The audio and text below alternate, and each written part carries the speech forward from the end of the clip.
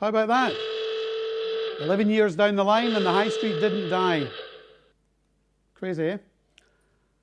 My prediction is 60% of retail sales will still take place in a physical environment in 2030. Now, I know there's some of you will think, oh, don't be stupid.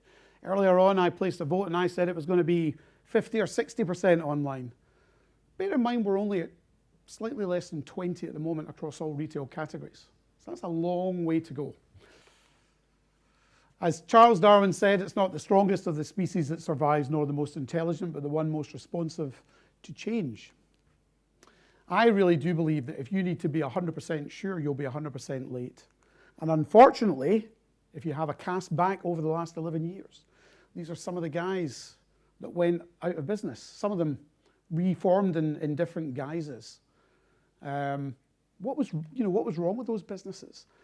Fundamentally, I just think in most cases they were too slow to adapt. Some of them had their own challenges of ownership, but a lot of it came down to just not having the pace of change, the agility to adapt to what was happening in the climate at that moment in time. Here we are in 2030, and there's no such thing as a pure play. Can you believe that? What happened to all the pure plays? Everyone is multi-channel. Do you remember Unguided and Noohoo? Yeah, they were just too slow to adapt. Didn't open stores. I think I remember Unguided opened a couple of stores and closed them because they didn't work. I don't think they'd worked out how to do it properly. Dreams, that business I told you about a minute ago.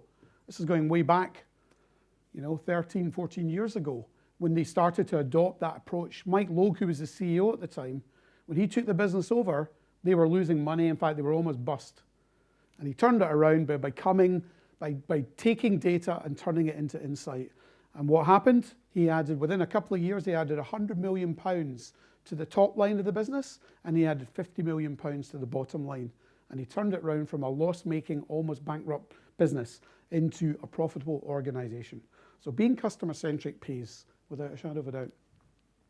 Now, this might be a bit challenging if there's anyone that owns the numbers in the room, any CFOs.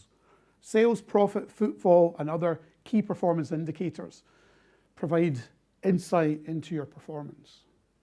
I'm sorry, I don't think they do.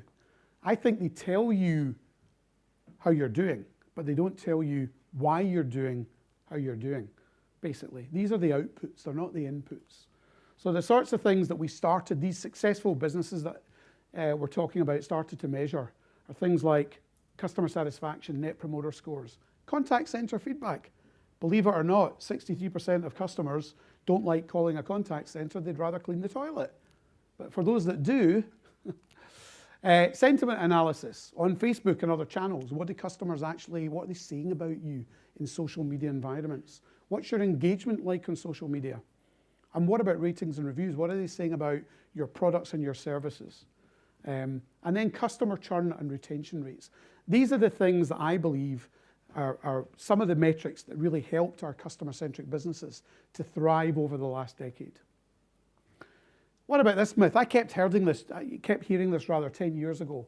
In 10 years' time, this is back in 2019, 10 years' time, every retail store, you walk into it and it's going to be full of robots.